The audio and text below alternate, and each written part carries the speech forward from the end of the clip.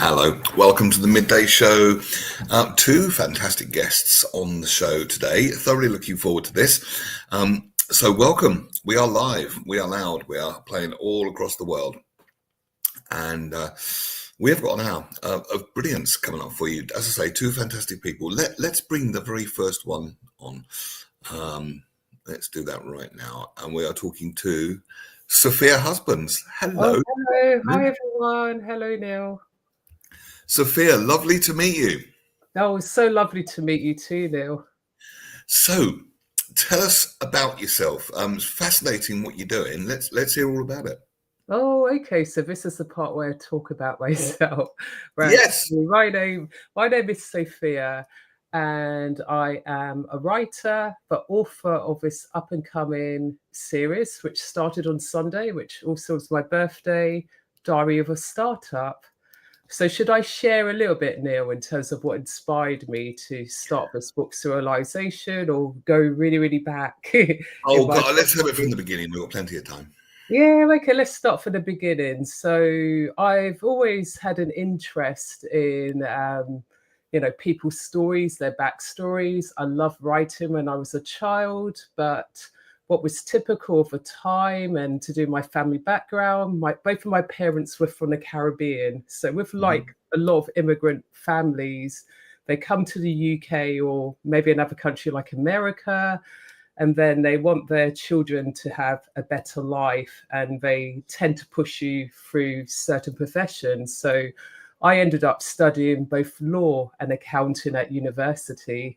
Wow. Because, as I described in my book, and it's interesting to say because I remember when I was at university, when I used to go out like clubbing, like all undergraduates did, especially in Fresher Week, when I told a guy in a club I'm studying law, it'd be and then a long pause. So that wasn't a really good, pickup line if I was trying to use the pickup line. No, I didn't think of it that way. It was just like, oh, go for the two easy subjects. Why don't you? Yeah. I'm just joking. You have to have a laugh, Neil. Don't you agree? You have to have some comedy in your life. So I ended up going down that route, but there was always a part of me, especially in the corporate world, where I thought, is this all there is? Could I pitch myself? Ended up being a chief financial officer. It felt, a bit like I was stifling the creative side for myself, which is always there. So I kind of like repressed it for a number of years. I did like what a lot of people do, tick all the boxes, like have a good education. And although I got a background in teaching, that's another thing to add, everyone, I see education like a foundation box. So just because you might not have done too well at school academically, of course I did well, it doesn't mean that you're right off, because look at all the talented people we have out there, like the Richard Bransons of the world, the very creative people. So I believe that we should, be the person who we want to be. Of course, we need to also make a living, and that's what I'm going to talk about later in the show. And that's the hardest balance, because those two subjects are very academic, aren't they? Yeah. They're not known, I would say, for their creativity, law and accounting. Yeah, it's true. Yeah, and probably shouldn't be, actually, because it would probably be illegal. Yeah, it will be. Yeah, it will be. But I guess on the law side, it does teach you the skill in terms of if you have a strong point of view about something, how to argue it or pull it to, your side of arguing. So persuasion, I think that's a phrase I was going to say. So yes. It can be useful. And that's another point to, all the listeners and the people watching in today, is that all your skills are transferable. So even if you've taken a gap, in terms of work, or maybe being like a stay at home, when you think about it, that's a lot, being being a parent, like balancing everything, looking after someone else and have being and hoping that they survive, because you know how it's like with children, especially when they're toddlers, they're running around and you're running after them. And I could say the same thing about life, draw another parallel when you're a driver, and sometimes you have to watch out for people not trying to be suicidal, especially in supermarkets. When you're reversing and they can see your car, and then all of a sudden, someone rush out. And what makes it worse if I have a child too? But Yeah, I'm Yeah. not going to be spending this ranting now about all the things that irritate me. Yeah, so what happened is after leaving university, I did the corporate for a period of time, worked in accounting and finance, and yes, I confess it didn't. I found it boring because it's nice, in terms of doing reconciliation, doing puzzles and stuff like that. But it gets to the point when it's a bit repetitive, and I felt I wasn't really using that creative, innovative side of me. And then I had this turning point when I was in a meeting and I had, suggesting, just a way to improve the system. And the manager just went like shush me. And I thought, you know what, I could be, this is the time where I need to pivot and do something different. So I did. I left the profession. And then years prior to that, I retrained in teaching. So I thought, okay, why do I do training? It's much more lucrative. And the bonus is I could afford to have more holidays too as well. So Right. I thought, yeah, so All I thought, important. why not? Win-win. So it was good. But then the whole thing about corporate world, and this is something I like to share, and I think a lot of people relate to this, is that when you get, it's not just for midlife, but what's happened in terms of the work world right now. We've got AI. I'm not anti-AI. I'm going to talk about, the benefits of it. It's here. What can we do about it? But it gets to the point when you get to your career and it could become very difficult, because I know many amazing, like journalists, for example, people in the media. I know people might have mixed feelings about, but I'm just going to use that as an example. People who work really hard, and this whole job for life is gone. I think maybe my parents' time, my grandparents' time, it existed. There's instability. So what do you do, for example, if you get made redundant, or if worse yet, that was your main core job, in terms of income? It's very stressful. And Well, you're right. There is no such thing as a job for life now. 25 years and a gold watch. It doesn't exist anymore, does it really? Yeah, no, it doesn't anymore. So then what happened is, me being a polymath, so I'm a person who's got, picks up different skills. So maybe in a more polite way, or say a jack of all trades. Although I don't like the end of the line, which says a master of none, because I don't think that's necessarily true. I ended up, doing like different things, diversifying. So how I got into training and teaching, if I go back a few steps, there was a period of time years ago, and this is when UK used to be within the EU, so before Brexit, where I decided to go and live in Holland. So it was, really cool days, and I lived in Amsterdam, and it was a really nice laid back vibe. And at the time I was earning 3 times what I was earning back in the UK. So it kind of like made sense. I left my family, my friends, even my boyfriend of the time. Although I used to get weird stares from Dutch men when they say, "Oh, did you move to the Netherlands because of your Dutch boyfriend?" And then when I said, "Oh, my boyfriend's still in the UK," you like thought, "Wow, I wouldn't allow that." But yeah, All right. interesting time. But it was a good experience, living and working abroad. And I always say that to people, especially people who are, maybe younger, who haven't gone into work, and if they can afford to, of course, because I never promote people to go beyond what their means, because I'm anti-nil. Like when you see some of these lifestyle coaches saying, let's jump on the bandwagon, go and live the the laptop lifestyle. So have you seen that, Neil? You must have seen, those ads. I've heard the phrase laptop lifestyle. It's touted as you can make money in your underpants sitting at home, or or your office is the beach, making millions of pounds every day, neither of which are particularly true. Yeah, it's not. And this is where my new book series comes into play in terms of Diary of a Startup.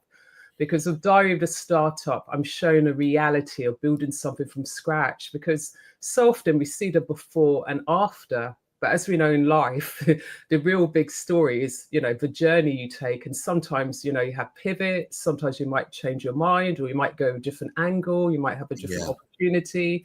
And I want to bring back kind of like a reality and honesty, rather than having all this distortion online. Because I'm not saying it's bad to see the before and after, because who doesn't like to hear a really nice transformation about someone who struggled? But there are, lots of, coaches I've seen or people who could say, I can name examples of it. I'll give you a few, Neil, for your audience and everyone. So I've known coaches who go online and say stuff like, oh, I'm living in this really massive mansion house. And then when you look into it, they're actually renting a place. And then they're thinking, oh, I need to find another home. I've seen that happen.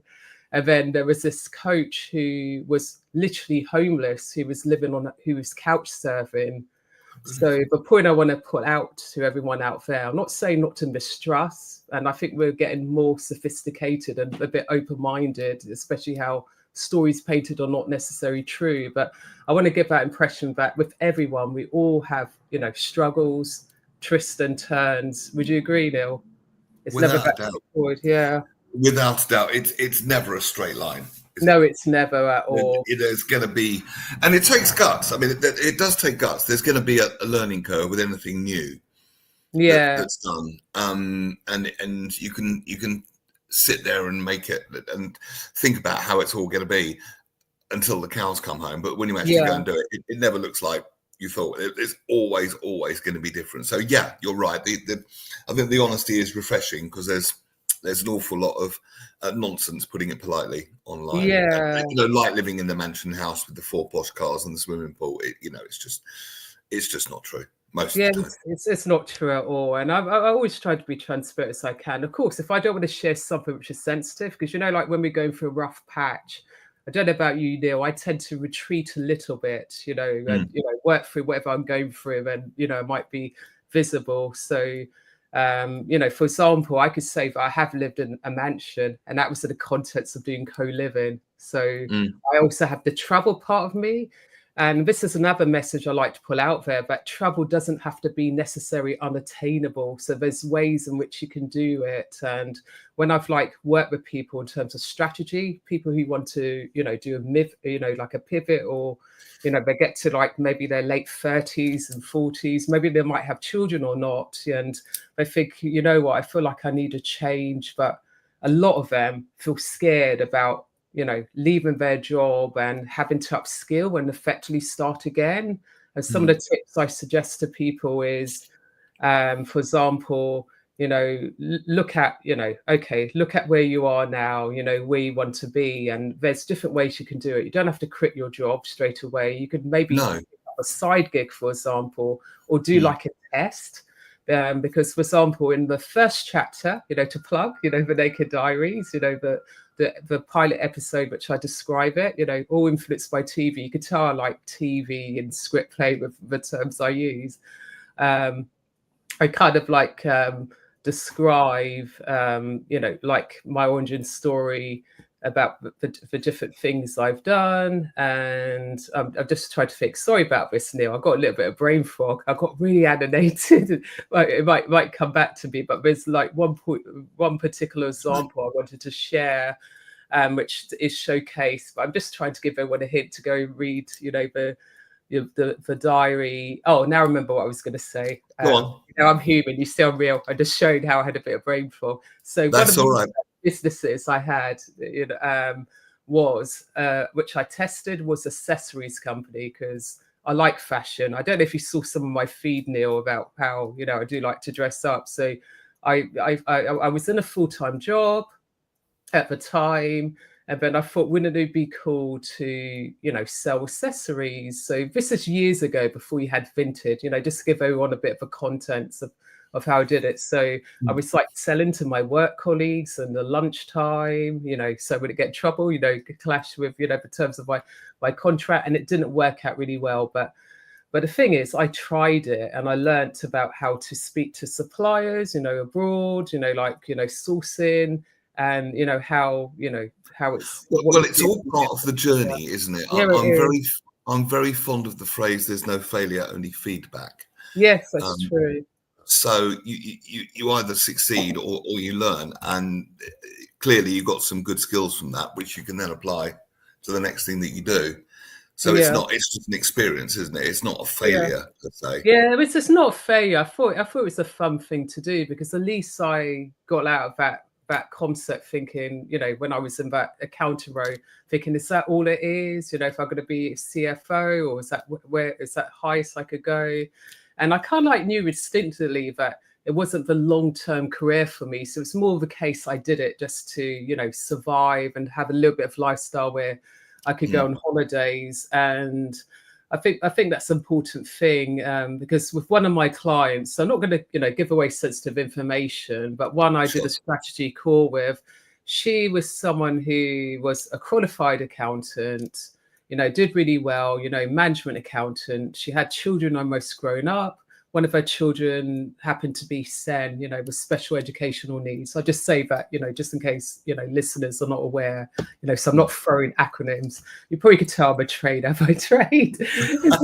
How I'm always mindful. At least I'm not doing a play-by-play. Acronym, which is to say, yes. Yeah, at least I'm not doing it. At least I'm not doing a play-by-play, Neil, because sometimes I'm talking to people, I'm going into that trader mode, but I go, you do this, you do that, etc. But going back to the lady, she was thinking of quitting her career, her profession as an accountant, and setting up something to do with special educational needs, maybe retraining. Imagine that could have been possibly a big dip. Yes, she had a husband with a business, but you might see where I'm going with that, Neil. Like if you've got someone with a business, another question which people should always ask is, do you have a backup? Because sometimes it's not that easy, to go and chop and change. So I had a 1 hour call with her, and then I kind of identified, what she wanted to do, based on what she was sharing with me. And by the end of the call, she realized that she wanted to create a Facebook community, because what was happening, she felt sometimes having a parent with a child who has, a strand of autism, one of the spectrums, that there wasn't much support for her. So then I thought, okay, maybe you could create your own community, learn a little bit, and then you create your own little hub. And then in terms of work, she could look and see what opportunities there are there, or maybe a possibility, start doing some consultancy work, because she has XX skills working with multinationals. And by the end of the call, she felt happy and confident. And I gave her also some tips, because another thing, which, should always be reiterated, is that it takes time, to make a change, because it's a bit like going cold turkey. For example, saying I was a meat eater for years, but all of a sudden I become vegan. Most people say it's best to do a transition, not to go down another route. But do you see what I mean, Neil? So it's about doing things in transitions. And I always say to people, when I have calls of people, or a good coach or a good trainer or strategist, would always say, get them to do an action afterwards, even a little action. So it's one step at a time, isn't it? Yeah, and these things can run in tandem, can't they, for a while? I think you're absolutely right when you talk about making a transition. It's not just an instant chop and change. Yeah. If you've been doing that all your life. And also it's good because I think sometimes people don't think they're going to make changes until it hits crisis point. Yeah. And then they have to do it all at once. So doing it in a controlled way before it hits crisis point, where you think, I cannot do this anymore, I cannot take one more second to this. It's much better that way, isn't it? Got a comment here from Philip, and then we're going to ask you more about your book. I started work life as a hospital pharmaceutical dispenser. After 25 years, I did a combined honours degree in history and business studies, doing part-time jobs in the betting shop and bar work. Went on to teacher training, had to leave because of family issues, took plumbing and electrical exams, and used these skills in various occupations in renovating properties for myself and others. Now at 70, happily retired, having done up my forever home, which bears out the example, doesn't it? Everything you learn along the way, eventually doing up his forever home, boom. Yeah, and congratulations for that, for where you reach, because that goes back to something I was going to describe, is sometimes, going back to where we were evaluating our lives. So another tip I like to throw out there too as well is it's good to know what your values are. And like with life, how our priorities might change. So one year I might say, I don't want to work.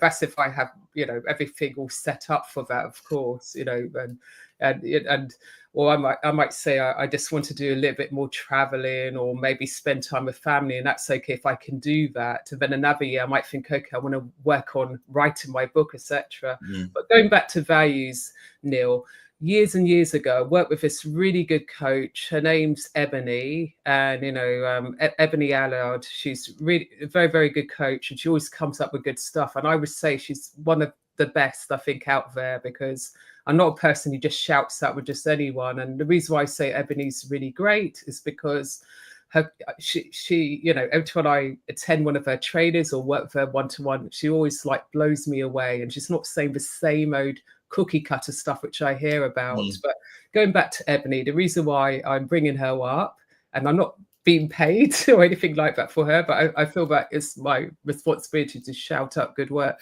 is she has this system called a value filter, and it has evolved over time. And what was great about the value filter, because it made me realize, is I need to identify what is important to me. So I can list some of my value filters, some which I can remember because I know it's 5. So one of them is autonomy, and play, and connection. And connection to me means that whatever I'm doing in my life, it's almost like what's the purpose of it for me? Why am I doing this? So of course, when you work and you say, okay, I want to sustain my living, in terms of the core aspects, but we have to have, these different things. And then the play element is like having fun, like jouer, like in French, fun, enjoying what you do. And then autonomy, yeah. And then autonomy, of course, is being able to have control, have some sort of like choice. I think we all have choices. We think sometimes we're not, but there's always like an options which we can do. And that's the big part where, we can make big transformation, whereby we go, okay, what can I do now? Of course, I need to pay the bills, to survive, support my family. I'm glad you put play in there, because adult play is so important.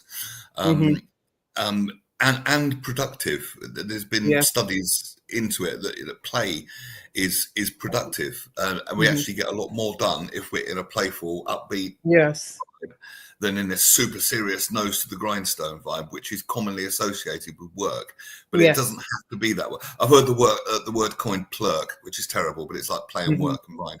But it's terrible, awful coined word. But the concept is true, I think, actually, very much so. It's so important to know what your core values are, because I tell you how it comes also useful. So when you make life decisions, and then you could like look at your filter and think, does it tick that box? Does it tick this? Does it tick that? So that's why I recommend with everyone, it's good to have 3 good ones, because it makes it easier. I always think keep things simple, don't overcomplicate. Because can you imagine if I did a list of 10 and then I'm here talking to you, Neil, trying to record what was 6, 7, 8, 9, 10, but I totally lose it. Would be helpful. But I find that with me, when I'm feeling enlightenment or resentfulness, or a bit irritated or stressed or annoyed, normally it's because one of my core values has been compromised.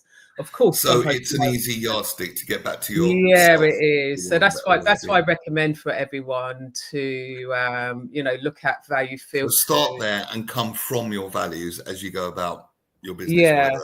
Because it makes it simple. Because I think as human beings, I'm guilty of this. And sometimes we could just overcomplicate things. I think, why do I feel frustrated? I'm the master of it.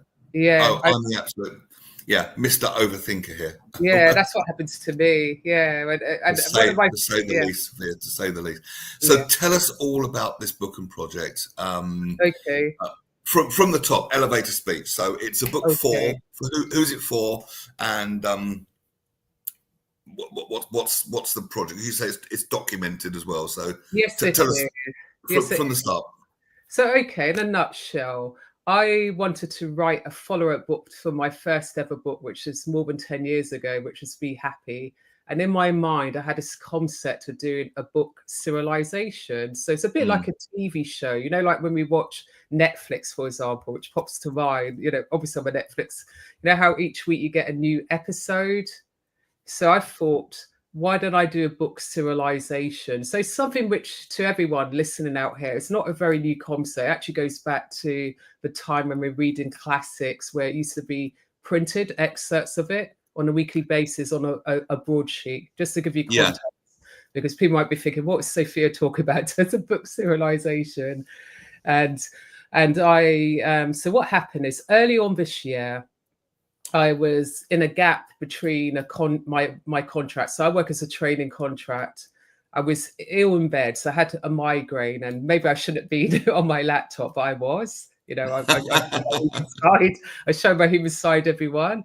So I was watching this this video by this well-known entrepreneur, and he was saying, you know, people might, you know, figure out who it is, you know, when I continue. And he was talking about how he wants to do behind the scenes of what he does. And then it hit to me that I've wanted for the longest time to document, you know, what really happens when I'm doing my projects. And then I thought then and there, you know, I felt like proverbially kicking myself, thinking, okay, he's doing stuff which I want to do. You know, why have I stopped myself? So I got out of my own way, you know, to sound like one of these, you know, wellness gurus, estate review coaches. Get out of your own way. And I go out my own way. You probably notice I'm very expressive too, Neil. I think it's a family thing. I talk a lot with my hands sometimes. I pull it here. Me too. Yeah, maybe we've got Italian blood, it makes me less wooden, doesn't it? You know, rather than talking in a monotone zone. So sorry, everyone. Going back to it, I'm doing a really bad elevator pitch because I've got to point you. No, you're not. It's brilliant because we're seeing you. You're not sitting all rigid and no. Please carry on as you are. Yeah, you've seen how my brain is wired. So what happened is I thought, okay, I'm going through a bit of a transition myself. You know, midlife. You know, to add to it. And I wanted to start something new from scratch. So I launched this, you know, started to do this travel business, and it's like a new thing for me. Yes, I know a lot about travel. I've done lots of solo traveling. And I thought at the time this could be a good idea to have my own travel agency. So then I thought, why don't I, you know, share with everyone in a sort of like new niche to me building this business from scratch. And then people get to see my journey, you know, bit by bit. They see, okay, why I made a decision, you know, of doing this. I've just shared it. So is it written? Is it podcast? Is it movie? It's written, is it? It's book? Yeah, it's written. So it's going to be via newsletter. Yeah, so it's good. It's kind of like delivered by an email. So you sign up, and then every Sunday a chapter gets released. But of course, if you start it later on, you will get access to the earlier chapters. So each week will be a theme. So for example, I have one chapter coming up with the title called "It's Not Working Out." And I like to play with titles. So, you know, like some people might use that phrase, for example, like in a relationship, this is not working out. So I'm talking in the contents to do with relationships you might have with collaborators and your business. So sometimes you'll need someone to help you, support you. And in that chapter, I talk about, and this is from past experience too as well, because I've had other companies and businesses, and of course worked you know, with people in different capacities in terms of consultancy.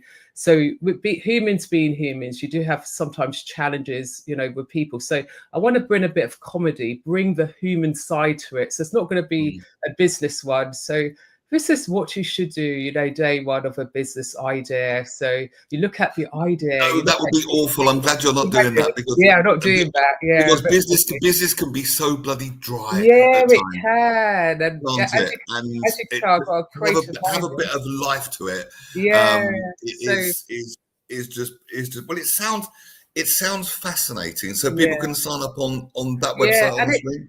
And the great thing is that the actual URL for it is, thanks for sharing my website, sophiaworld.co.uk. So it is thenakeddiaries.sophiaworld.co.uk. But if you you can find me also on Instagram, everyone. So for example, if you can't find the title, just go to my post. So I am Sophia Husband. So you can find me on Instagram that way. And I will DM me, and then I'll send you the link to the diary series. I should have shared that with you, you know, before, you know, coming on to this today. I feel like quickly going on my phone and sharing with you. I might do that when you're speaking again. You know, oh, there is the Naked Diaries. So let me just check, everyone. So see, this is an example of me behind the scenes checking something which I am doing. So I'm going to do a quick search just to confirm it, everyone, on my phone. So you see me live doing this Naked Diaries. It shows that we're live. Yeah, it's on Instagram. Yeah, but if you go to my Instagram profile, you see it there. So I'm just thinking about this quick way. You see how I'm like everyone. You can see how my brain's wired. Yes. So What's the Insta handle again? Yeah, so it's V. So you got it right. The Naked Diaries, plural, dot Sophia. Well, that's correct. You have it. It's correct. Good. It's correct. What you have. I just thought I'd just check it. I have so many different URLs, and I hate for people to go on it and think they can't find it. But if you can't find it, reach out to me. But that's the correct URL. So thanks, Neil, for sharing that. So with going back to the Naked Diaries, it shows the human side of building a business. So as you could see from what I demonstrated, I show my quirkiness and everything like that. So you get to see the human side. And another part too, in terms of the Naked Diaries, it's not just a business startup. It's about startups in life, because all of us go through all sorts of starts in our life. A relationship might end. So how many of you, hands up, have had a relationship end, of some sort? I'd be surprised if you haven't. So we go through all sorts of processes of reinventions. For example, it might be change of job, it might be grief, which is, the sad part of life. I think also it's going to, because you made it so broad, but it's all kinds of, new beginnings. I think it's going to speak to an awful lot of people. And I think it's a brilliant concept, which is why I wanted to get you on. Good luck with everything. Oh, thank you.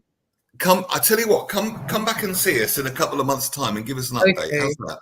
Yes, I'd be happy to come back in 2 weeks' time. Yeah. Come back in a couple of months' time, and we can get an update. But Sophia Husbands, thank you so much for being on. Yeah. I'm going to bring my next guest on. You're very welcome to stay.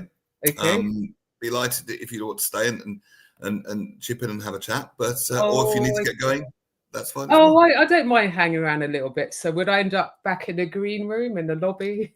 No, you'll still be on screen. Oh, okay, that's great. I don't mind. No, we're not going to throw you out to the green room. That'd be terribly rude. I can tell you about my green room, because I have another concept, but maybe for another show I could share about the green room concept. So the green room, just a quick one, everyone, is a concept. So I'm also a wellness person. So you know how we have green room and film sets where the actors go behind, go off the scene. So life is like that. Don't you agree? We have different sorts of scenes happening all the time. And sometimes we need to take a step out of it. Life, take a break, take a Kit Kat. Can you remember the Kit Kat breaks, Neil? Have a break, have a Kit Kat. Yeah. Probably show my age here. So the whole idea of the green room is to take a break. It could be like going for a walk, going to your favorite part of your house, maybe you don't want to burn out meditating. But I'm happy to talk about that on another show. So the concept, we will do that. We'll see you in a couple of months. But do stay there. Morning, Marilyn. How are you, Marilyn Devonish? Hello. You need to unmute yourself, Marilyn. Yes, you need to unmute yourself. Yeah, I'm just looking to see where your mute button was. Hello and welcome. Well, you're very welcome. Lovely to see you, Marilyn. Welcome to the show. Really, two fascinating guests today. Tell us all about what you do, because I read about what you do, and this is right up my alley. This sort of stuff. So fire away. The floor is yours, Marilyn. I always say it almost depends on what day of the week it is. So I was studying to be a chartered accountant. I gave that up to be a coach and hypnotherapist instead. And that sounds like a really weird transition point. How would you go from one to the other? But I was very quiet, very shy, very low confidence, lacking in self-esteem. And one of the reasons I was going to be a chartered accountant, of course, I enjoyed accountancy. I did a business studies degree and a postgraduate marketing diploma and enjoyed the finance side of things. But I also thought when you're an accountant, you wouldn't have to speak to people. You could just be at your desk behind your bit of paper, tapping away on your calculator, never have to converse. And of course, once I started studying, I realized that a key part of being a decent accountant is being able to communicate and speak to your clients and have conversations. I was like, oh no. So I signed up for what I thought was a communication skills course. And once, this was back in the day where we had cassette tapes, it was that long ago, it was in the year 2000. So the joining instruction arrived, all the folders and the notes and the cassette tapes, etc. And I open the book, and one of the first things I see is a book on hypnotherapy, hypnosis. I'm like, oh my God. And then I see timeline therapy. I'm like, what? Then I see HUNA, HUNN. I was like, oh, no. And so I actually phoned them up and I says, look, this isn't what I signed up for. I'd like a refund. And they said, in classic NLP reframed, because I signed up for an NLP course, neuro-linguistic programming. And they said in classic NLP style, look, come to the training. If you don't get massive value, at which point I'm rolling my eyes, then we'll give you a refund at the end. So I only go to the training because it was several £1,000s. I'm like, you're not keeping my money. So I went along to the training just to get my money back, and actually to prove that talking to someone while they are floating up above their timeline is a load of old nonsense. So I went with an agenda, and for the first 3 days, I'm sat like this, arms folded, head to one side, eyebrow up in the air. My arm was like a yo-yo because I'm trying to catch them out at every turn. Yeah. And then suddenly I thought, hold on a minute. If I continue in this vein, they are going to say, because one of their little phrases was playful out. And again, I was like, yawn. But I thought they're going to say that I didn't play full out, and that's absolutely true. So I thought, I know what I'm going to do for the next 3 and a bit days. I'm going to do everything they tell me to do. I'm going to jump into it with both feet, and I'm just going to prove by doing that it's nonsense. Now, to put this into context, this was in October 2000. In September 2000, I contemplated suicide. As in, I sat and I was figuring out all the ways I could do it, and I was crossing things off the list because I'm like, oh no, I can't do that. I know that would be too stressful. And it was very logical. The emotion, there was no emotion to it. I was just very logical, and I was just going through all of the ways that I could potentially end my life. So I was not in a good place. Goodness me. So I do this course. By the end of the 7 days, I was completely transformed. I mean, it was just like, what the hell just happened? So I didn't get my refund. I said, keep the rest of the money. I'm coming back to do what you call the master practitioner in NLP, hypnosis, timeline therapy. I learned more about this crazy thing called HUNA. I ended up going over to Remind Hawaii. me what HUNA is. I've heard of it. I know NLP. I've done NLP myself. I've done NLP prac. Not the master prac though. I know what timeline therapy is. I know about floating above the timeline, disassociating from it and being the observer, all that. HUNA, remind me, what is that? HUNA is it Hawaiian? It's an ancient Hawaiian healing modality. Now, many people have heard of a tiny little aspect of HUNA. There's what I call the social media version. There's this phrase that floats around, which is great. I'm sorry, I love you. Please forgive me. Thank you. I thought that was Ho'oponopono. That is Ho'oponopono. I've got my HUNA book on the shelf behind me. Ho'oponopono is one page in the book of HUNA. So you've got HUNA, and Ho'oponopono is one of several hundred practices. It just seems to be the one that's been singled out and has a wonderful... I know why. Because Joe Vitale wrote a book about it. Do you remember? When Joe Vitale I was on his very first webinar years ago, and he was, at that time, he didn't actually know where it came from. And this was when the movie The Secret had just come out and all of that sort of stuff. I don't know if you ever got my email, but I went to his website. I sent a message through the messenger box saying, I've just been on your webinar. I love this process. It's one of my favorites, has been for almost a decade now. And you were saying you're not really sure where it's come. I said, it's from HUNA. It's called Ho'oponopono. And I wrote him a whole little history lesson about it. I never heard anything back. So I don't know if they ever got it. It might have just gone into a black hole. But yes, it was that really gave it. And Hugh Len as well gave it a really lovely boost. But Ho'oponopono, and the Ho'oponopono that I learned in Hawaii, it's a full-on production. There's a stage, there's the Arca connections, there's the Avaiku and all that sort of stuff. So it's a big old production. But yeah, so many people know a bit about HUNA, but it's an ancient Hawaiian empowerment process. So when I use it remotely with clients, for example, there are symbols that go with it. It centers a lot around the power of the breath, what we call the ha breathing. It works with energy that they call the mana. And it's one of my favorite modalities because it works remotely. So somebody could be in Australia. I'm here in the UK, I could send them some Huna and they will feel it. And it will, you know, I had a client recently, she's in the States, and sent me an email saying, Marilyn, I'm trying to work on this thing because we're doing a project together. She's, I've got a wicked migraine. Can you send me some Huna? Now I'm sat in the middle of Castleberry Park. So I was like, okay. So I think of her, I'm like,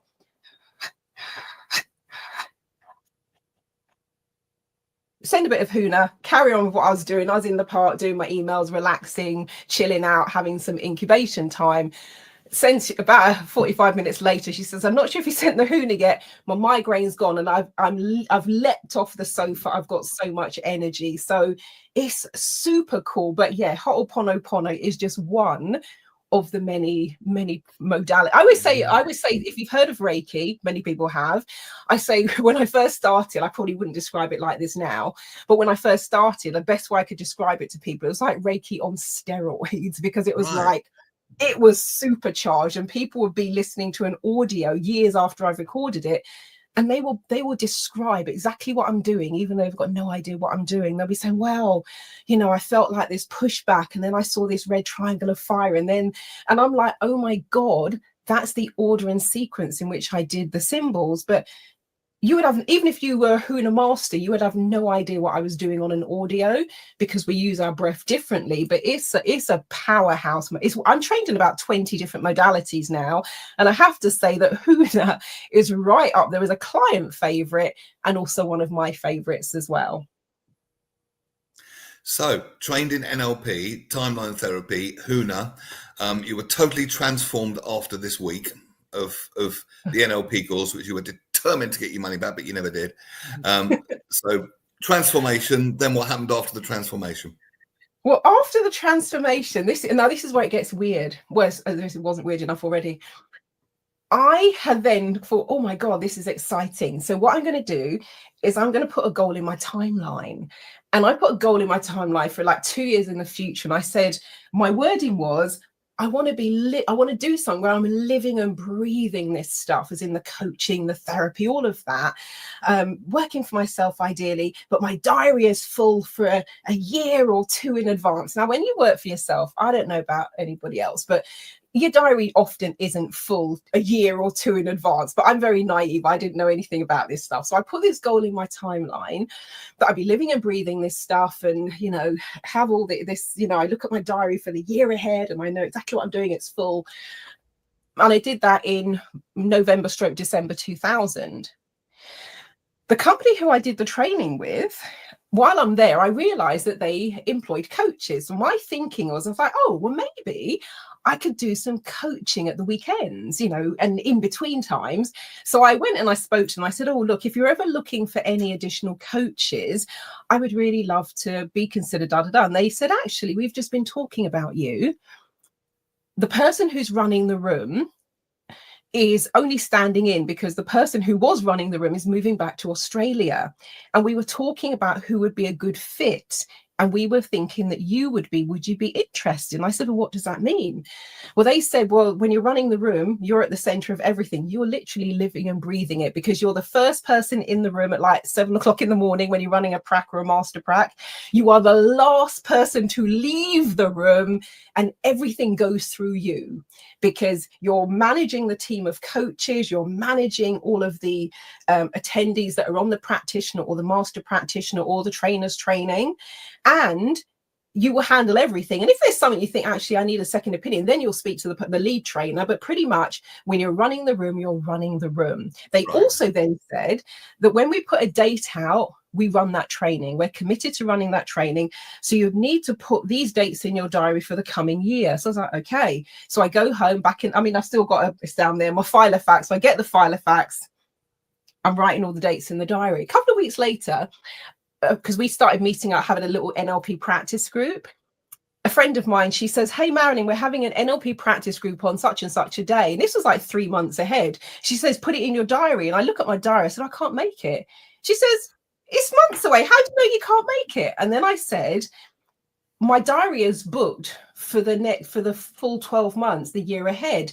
And at that point, we both took an intake of breath, because she was the person who took me through that timeline therapy process to put into my timeline the goal that I'd written about my diary being full and me living and breathing this stuff. And I was like, oh my God, Larice. And we both had goosebumps. And I said, my diary is full for the next 12 months.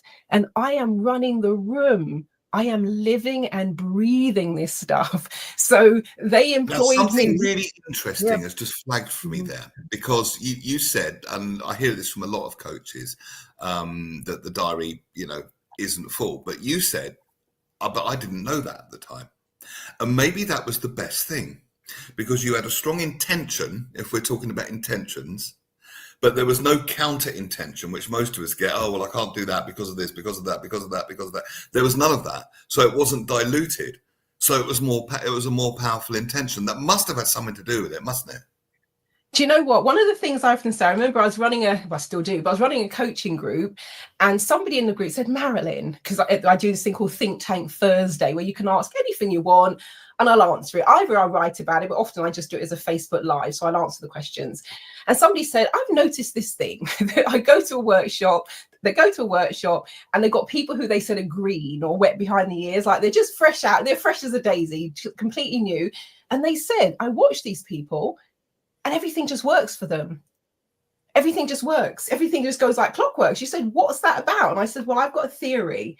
And my theory is, oftentimes, the more experienced you are, potentially, you fall into exactly the thing you've just said.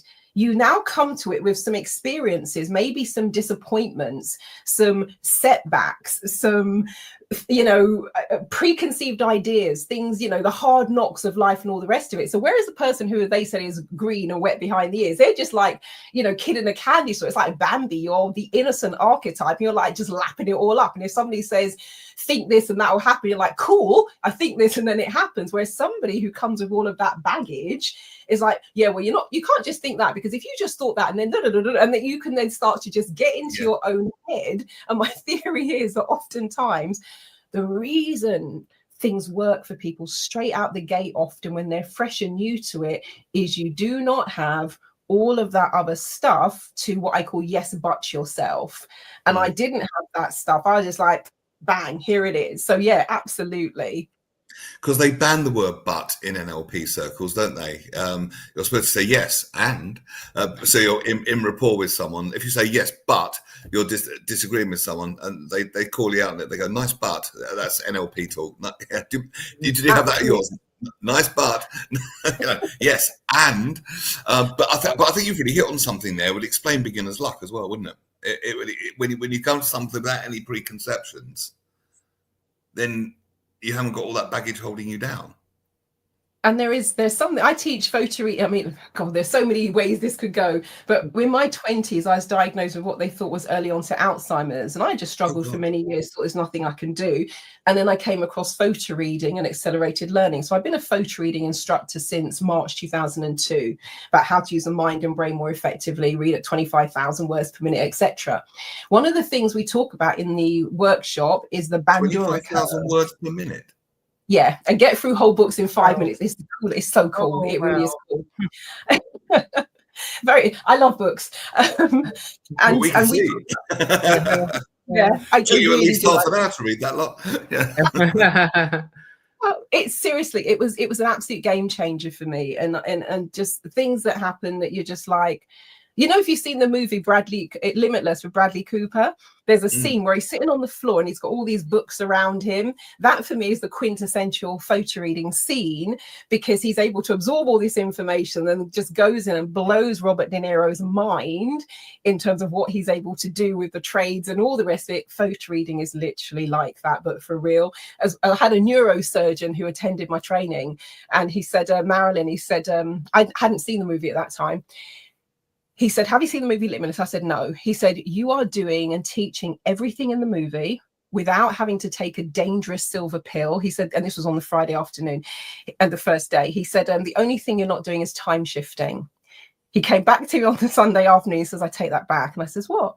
He says, you are time shifting, because I cannot believe how much we've all learned, how much we've all changed, and how much our brains have accelerated in just 2.5 days. And then after that, I went home. I went and I purchased the very next day the movie Limitless. I watched it. I was straight on the phone. I was like, Dr. Coss, we need to talk. And we then got together. So we ran a workshop together called Limitless Neuro Success. So he talked about it from the neuro surgery brain perspective, and I talked about it from the personal development perspective. And I hired a cinema in London, lovely place called the One Aldwych. I showed the movie. Please, people, do not hire a cinema and show the movie. I wrote to the film company and I got a license to show the movie. I explained what I was going to do. I bought a license to show the film. You can't just rock up and show a commercial film in a thing, just to be clear, for a disclaimer. And yeah, it was amazing, absolutely amazing.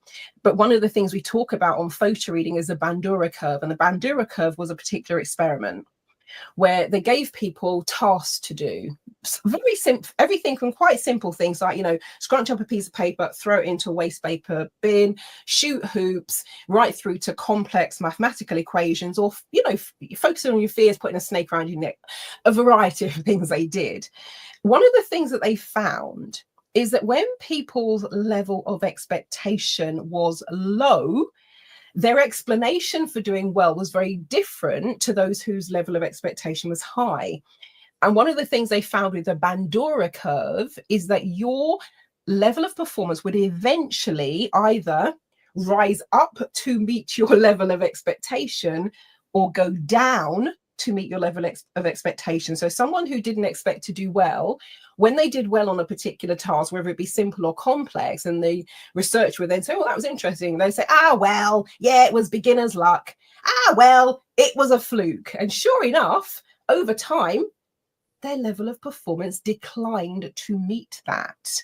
Whereas when people are like, oh yeah, this is cool, I'm enjoying this, eventually their level of performance would rise up to meet their level of expectation. So in a sense, we create our own reality, in a sense. It was so cool. And I see it happening all the time. So I would say I've got this concept that life is created by us individually and collectively, by our beliefs and expectations. Okay, put pithily, what we believe we create. But changing those beliefs and expectations, this is where I get a bit stuck. It's like, how do you change something that you might have accepted as radical truth absolute truth for all of your life? And then I start to get a bit confused. So tell us a typical week, because you do so many things. What's a typical week in the life of Marilyn nowadays? How do you help people on a daily basis? How does it work? Well, one of the things, change a belief there, shatter a paradigm there,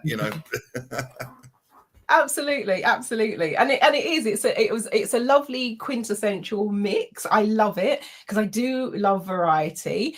And for me, in terms of, first of all, that whole thing about changing mindset and beliefs, there are times where you can change a belief just by having a conversation with someone, something you see or something you read, etc. That it can be that. There are also the times where it might be more deeply ingrained and clinging on in there. And I know for myself, I didn't know this at the time. I had the first 32 years where I was blissfully unaware and just thought that I was quite shy, miserable. I actually believed I was born on a Wednesday because there was a saying that Wednesday's child is full of woe. And I remember hearing that as a child and thinking, well, clearly that was me.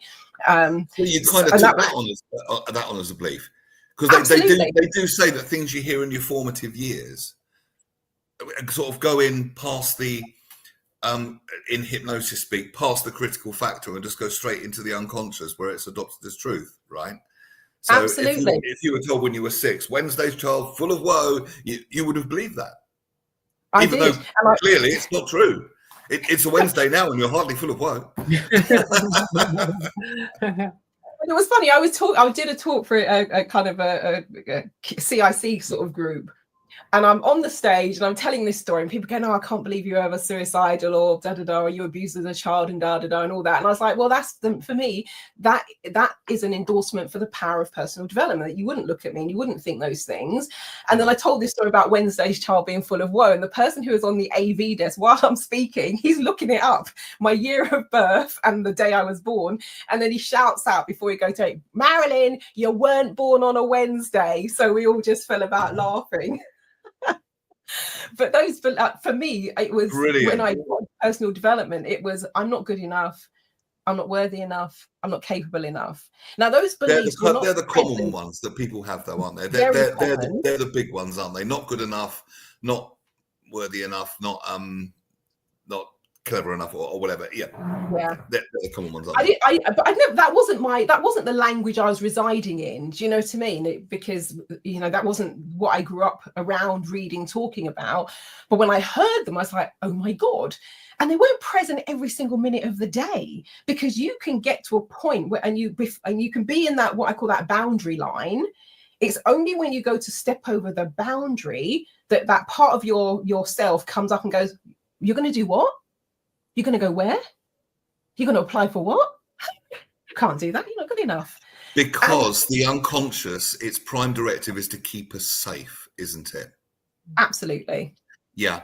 And it will cling on to these beliefs for a good intention, but to keep us safe no matter what. And you're right. They cling on like limpets sometimes. They do. And that's where, you know, the processes come in really useful. So, and it depends who I'm sitting with. It might be that for one person, timeline therapy isn't going to float their boat, but past life regression will be amazing. For another person, it might be that actually we want to do a future life progression to go out and get those resources and bring them back. Another person, it might be the hypnosis, where we're actually looking at what's happening with regards to the way that they structure language and language. For another person, it might be the NLP. What strategies are they running? So for me, when I first started out, it was very, how can I say that, process driven. People would come for a hypnotherapy session. Nowadays, people are like, this is the issue, or this is what I want to achieve. Let's sort it out. And they're not that interested. Well, when I say not that interested, of course they're intrigued. They're like, oh, what is a soul plan reading, for example? I'm like, well, it's like seeing your whole life laid out on 5 sheets of paper. So there's still that level of intrigue, but people are just like, I just want to sort this out. So they don't mind if I'm doing EFT, DNA theta healing, past life regression, future life regression, timeline therapy. They usually request HUNA or access consciousness, but they're not that fussed nowadays. They're just like, this is the issue, or this is where I want to go. There's a barrier there. Let's sort it out. And then for me, I will look in the toolkit and go, which of these do I think will be most appropriate for the person that is, well, I've been working with clients online since 2005. Well, I started by telephone coaching and then technology evolved. But who is the person who I'm looking at, and what do I feel, or hearing, and what do I feel is going to be most appropriate in this particular situation? You really have done them all, haven't you? I mean, I've all the modalities. I mean, you mentioned access consciousness. I remember because a friend of mine was very into access, and I had a session of having my bars run, and I just burst out laughing in the session for no reason at all. It was just this mad joy for no reason whatsoever, and I was like, where did that come from? And they did an experiment, not with my friend, but with another access practitioner and a neuroscientist who was really dyed-in-the-wool scientist type. And he was like, no, this is all nonsense. I'm going to measure the brain. And he did. And he's like, okay, I have never seen such changes in the brain so fast. And that was with access consciousness. I love it. Yeah. Well, wow, you're an absolute powerhouse. Your website is marilyndevonish.com, is that right? There is main website. I'll say it and I'll spell it. It's transformationstm.com. TRANCE as in hypnotic trance. FORMATIONSDM. Transformationstm as in trademark.com. The site is as old as it looks. I've had that website since 2001, wow. In the days before WordPress even existed. I don't think websites existed in 2001. Hang on, transformations what? TM.com. So trance is in hypnotic trance, formations with an S, TM is in trademark. So transformationstm.com. Perfect. That's it. So that's where, and now I say it's like a storehouse. It's a repository for all of the stuff that's going on. So there'll be the photo reading and the tarot and the, soul plan reading and archetypal profiling, and all of that stuff is there. And then if you look for the red Watch New button, click on that, a panel will slide out, and that's where I update it with the stuff that's coming up. So if I'm running webinars, I've got two free webinars tomorrow if this is live. So I'm running a webinar at 6:30 tomorrow and at 8 p.m. on completely different topics. And again, like yourself, we did a measurement thing, measuring out the power of HUNA and Rife frequencies and scalar energy. So somebody did bio-well readings before and after. We had somebody go from 29% energy reserves to 92% in the space of 6 hours. And people whose chakras were energy was all over the place. At the end of the day, the chakras are in alignment. It's mind blowing. So we're talking about that tomorrow. But yeah, click the red Watch New button, panel will slide out, and then you'll see all the stuff that's, coming up. I might have to watch that myself because I can be scattered. It's one of my... I think I'm going to check out too. It's really Please great because I'll see you tomorrow, Sophia. I need to contact you about photo reading because I have to take lots of information, especially as a trainer and what I do. So instead of having to rely on AI, not that I'm using AI for that, I do read it. That's a disclaimer, everyone. That'd be cool. Photo reading. Amazing. Absolutely. You've both been fantastic guests. Thank you so much. What an interesting show. If you'd like to get in touch with Marilyn, it's transformationstm.com. That's transformationstm.com. And we were talking to Sophia earlier in the show, the naked diaries.sophiaworld.co.uk, all about the brand new business from scratch and the successes and feedbacks from that and all the stuff that goes on in between. Brilliant. I'd love to get you both back on the show at some point. It's been a fantastic show. Maybe you'll come back sometime and have another chat. Would be lovely, and lovely to meet you, Sophia. Yeah, lovely to meet you. I'm going to talk to you afterwards. Okay. Well, I'll tell you what. I'll stop being live, and then we can chat as much as we like. Just enough time for me to say that Russ and the gang will be back on Friday with the King of the Cravats, Phil Dave, Jonathan Baz, theatre critic, and the Screen Queen, Chantal Rickards, with a fun Friday midday show for you. And I'll see you Monday. Thank you, ladies, for being on. Thank you, Sophia. Thank you, Marilyn. And Russ and the gang, see you Friday. Good afternoon. Yeah, bye, everyone. Lovely to meet you all.